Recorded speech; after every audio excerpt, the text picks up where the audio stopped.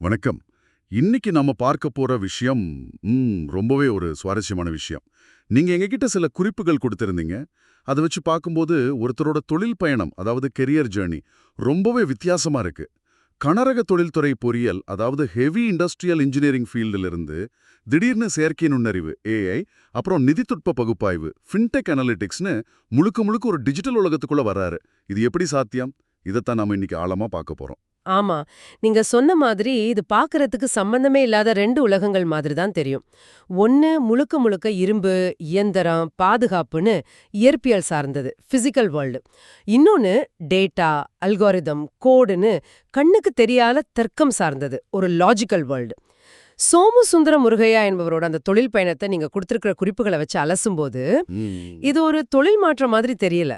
அப்போ இது ஒரு பரிணாம வளர்ச்சி, ஒரு எவல்யூஷன். பரிணாம வளர்ச்சி இதுதான் எனக்கு ரொம்ப சுவாரஸ்யமா இருந்துச்சு. அப்போ அவரோட பழைய திறமைகளை அவர் விட்டுட்டு வரல, அது அப்படியே புது உலகத்துக்கு. சரியா சொன்னீங்க. அதுதான் பாயிண்ட். அவர் அதை விட்டுட்டு வரல, அத அடுத்த கட்டத்துக்கு எடுத்துட்டு போயிருக்காரு.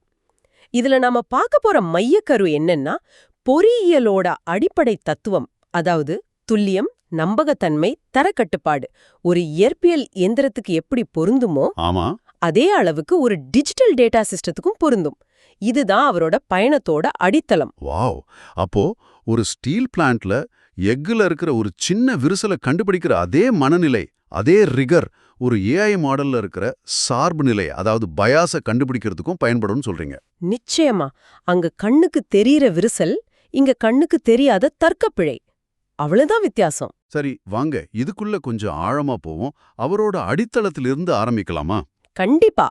அவரோட தற்போதைய அடையாளம் ஏஐ பகுப்பாய்வு அமைப்பு வடிவமைப்பாளர், அதாவது ஏஐ அனலிட்டிக்கல் சிஸ்டம் டிசைனர். ஆனா இந்த அடையாளத்துக்கு அடித்தளம் போட்டது அவரோட படிப்பு தான். மெக்கானிக்கல் இன்ஜினியரிங்ல முதல் வகுப்புல பிடெக், அப்புறம் ஆட்டோமொபைல் இன்ஜினியரிங்ல ஆனர்ஸ், தீ மற்றும் பாதுகாப்பு பொறியியல்ல டிஸ்டிங்ஷன். இது வெறும் ஒரு டிகிரி லிஸ்ட் இல்ல. ஆமா, இது வெறும் பட்டங்கள் மாதிரி தெரியல. இது ஒரு சிக்னிஃபிகண்டான சிந்தனை முறையை உருவாக்குது இல்லையா? கரெக்ட். இதுதான் பொறியியல் கடுமை, அதாவது என்ஜினியரிங் ரிகர்னு சொல்ற ஒரு மனநிலை. எளிமையா சொல்லணும்னா இது ஒரு ஆழமான ஒழுக்கம். எல்லா விஷயமும் துல்லியமா இருக்கணும், நம்பகத்தன்மையா இருக்கணும், ஒரு வலுவான கட்டமைப்புல உருவாக்கப்படணும். உங்க குறிப்புகள்ல இருக்கிற மாதிரி அவர் ஒரு டேட்டா சிஸ்டத்தை, ஒரு அணு உலையோட கண்ட்ரோல் பேனல கையாளுகிற அதே தீவிரத்தோட அணுகிறார். ஓஹோ. அந்த குறிப்புகள்ல இருந்த பொறியியல் தெளிவு, அறிவை வடிவமைத்தல் போன்ற வார்த்தைகள் எல்லாம் இதுதான் குறிக்குது. நீங்க அனுப்புன குறிப்புகள்ல இருந்த ஒரு உவமை இதை எனக்கு நல்லா புரிய வச்சது. அவரோட பயணத்தை ஒரு பெரிய வானளாவிய கட்டிடத்தை கட்டுற மாதிரி கற்பனை பண்ணிக்கலான்னு இருந்துச்சு.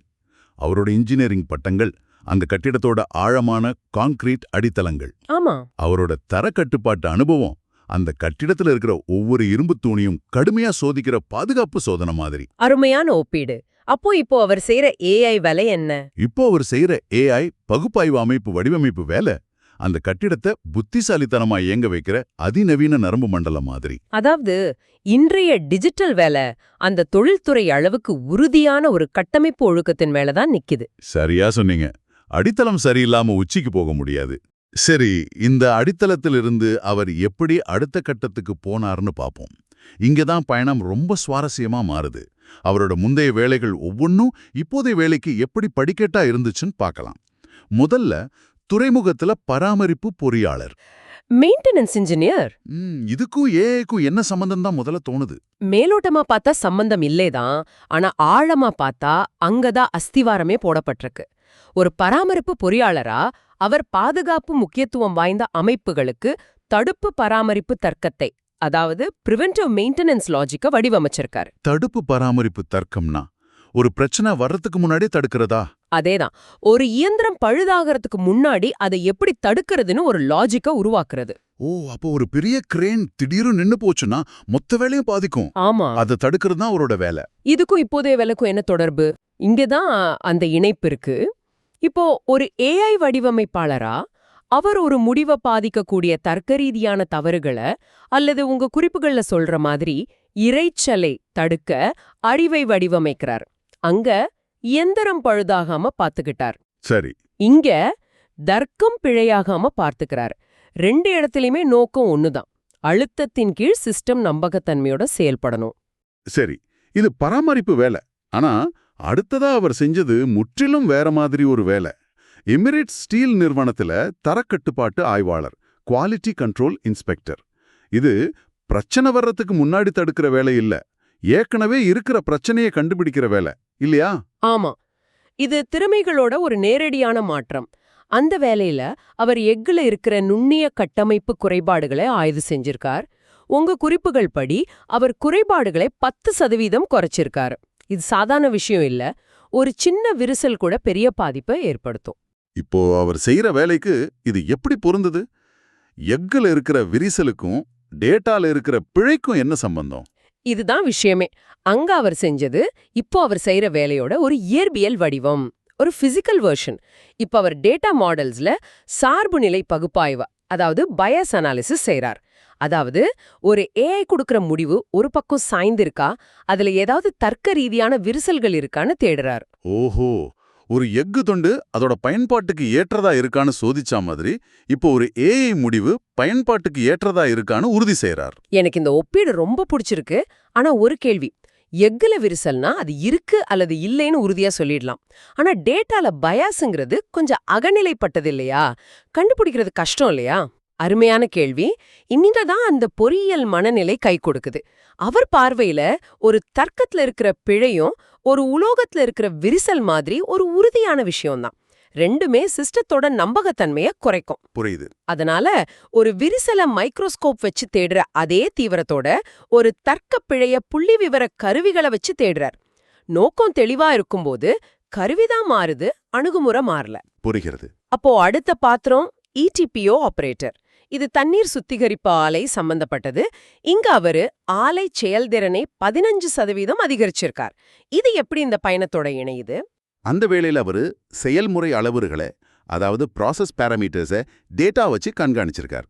ஒரு ஆலை சிறப்பா இயங்கணும்னா உள்ள வர்ற அழுக்கு தண்ணியோட அளவு, பயன்படுத்தப்படுற கெமிக்கலோட அளவு, வெளியே வர்ற சுத்தமான தண்ணியோட தரம், இது எல்லாத்தையும் தொடர்ந்து கண்காணிக்கணும். அப்போ இது ஒரு சிஸ்டம் சீரா இயங்க வைக்கிற வேலை, ஒரு ஆப்டிமைசேஷன். அதேதான் இப்போ அவர் என்ன பண்றார்? சந்தை தரவுகளுக்கு, அதாவது மார்க்கெட் டேட்டாக்கு விதி சார்ந்த கணக்கீட்டு கட்டமைப்புகளை, ரூல் பேஸ்டு கால்குலேஷன் ஃப்ரேம் ஒர்க்ஸை பயன்படுத்துறார். உங்க குறிப்புகள் படி இதன் மூலமா பகுப்பாய்வு திறனை 25% அதிகரிச்சிருக்கார். ரெண்டுமே செயல்பாட்டை மேம்படுத்தல, ஆபரேஷனல் ஆப்டிமைசேஷனை மையமா வச்சதுதான். மூல உள்ளீடுகளை ஒரு கட்டமைக்கப்பட்ட புறநிலையான வெளியீடா மாத்துறது தான் நோக்கம். அங்க அழுக்கு தண்ணி, இங்கே குழப்பமான சந்தை தரவு.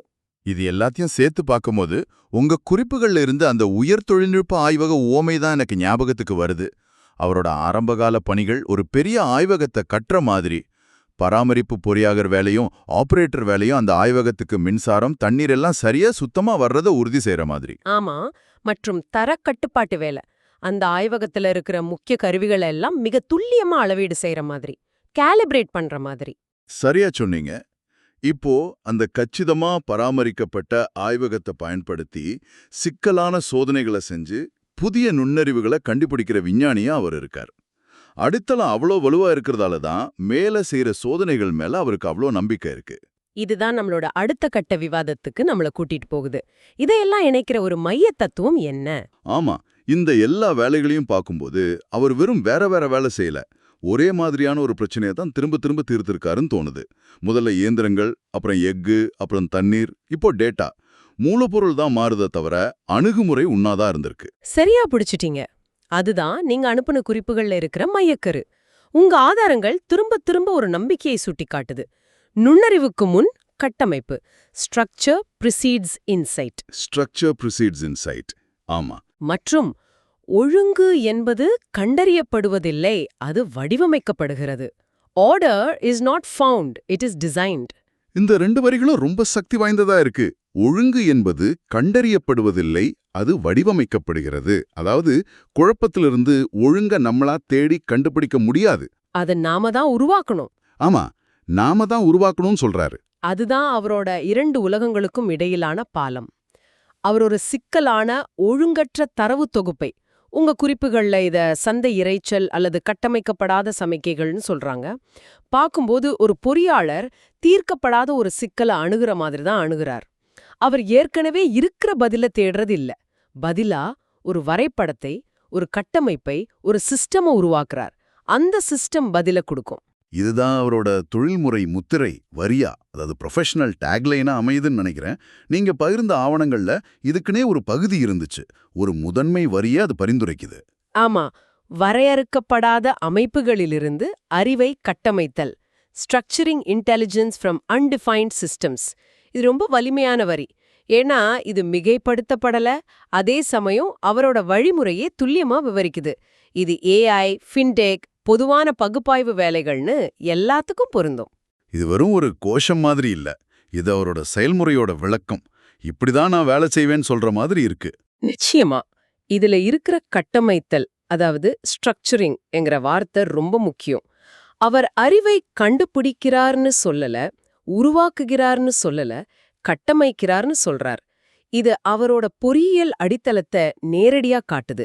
அறிவு கட்டமைக்கப்பட்டது, அதாவது இன்டெலிஜென்ஸ் ஸ்ட்ரக்சர்ட், அல்லது அமைப்பு வடிவமைப்பு மூலம் தெளிவு, அதாவது கிளாரிட்டி த்ரூ சிஸ்டம் டிசைன் போன்ற சுருக்கமான பதிப்புகள் கூட அவரோட சிந்தனை தெளிவை நல்லா காட்டுது.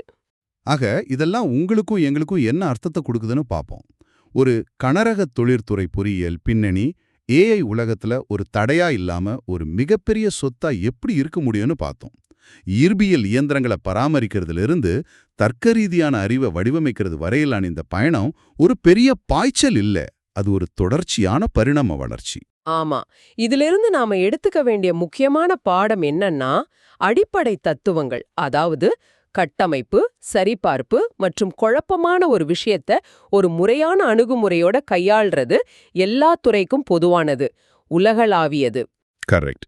உண்மையான நிபுணத்துவம் நீங்க பயன்படுத்துற கருவிகள்ல இல்ல. அது ஒரு திருகாணியா இருக்கலாம் அல்லது ஒரு அல்காரிதமா இருக்கலாம். அது முக்கியம் இல்ல.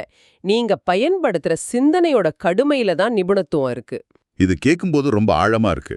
அவர் பொறியியல் கொள்கைகளை டேட்டாவுக்கு எப்படி பயன்படுத்துறாருன்னு பார்த்தோம். இதெல்லாம் கேட்கும்போது எனக்குள்ள ஒரு இறுதி சிந்தனை வருது. அதை உங்ககிட்டயும் பகிர்ந்துங்கன்னு நினைக்கிறேன். சொல்லுங்க, கேட்க ஆர்வமா இருக்கு. ஏஐ நமக்கு நொடியில பதில்களை உருவாக்கி கொடுக்கக்கூடிய இந்த காலத்துல நாம பதில்களை தேடுறதை விட சரியான கேள்வியை வடிவமைக்கும் திறன் எவ்வளவு மதிப்புமிக்கதாக மாறுது. வெறும் டேட்டாவுக்கு மட்டும் கட்டமைப்பு தேவையில்லை. நாம கேட்கிற விசாரணைக்கே ஒரு கட்டமைப்பை நாம எப்படி உருவாக்குவது, இதை பத்தி நீங்க யோசிச்சு பாருங்க.